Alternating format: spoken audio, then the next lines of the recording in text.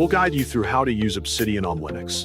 Quick disclaimer, you need to follow this step-by-step guide carefully, because skipping a single step will affect your final result. If this guide helpful, don't forget to like and subscribe. First, comment if you still need our help or want to ask something. Second, open your terminal on Linux and prepare your system for the Obsidian installation process.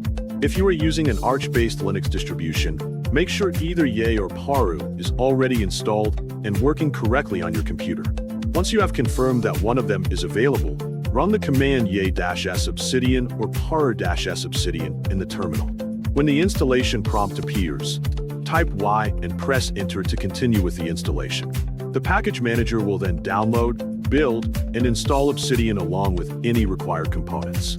Depending on your system and internet connection, this process may take a few moments to complete. After the installation finishes successfully, open Obsidian from your application launcher and verify that it starts correctly on your desktop environment. Make sure the application window opens normally and that you can access the initial setup screen without errors. If you prefer using the app image version instead, begin by opening your web browser and navigating to the official Obsidian download page. Download the Linux app image release and wait for the file to finish downloading. Once the download is complete, open a terminal window and navigate to your downloads folder using the command cd /downloads.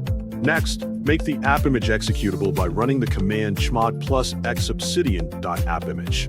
After the permission change is applied, launch the application by entering /obsidian.appimage in the terminal. If the application opens successfully, the installation process is complete.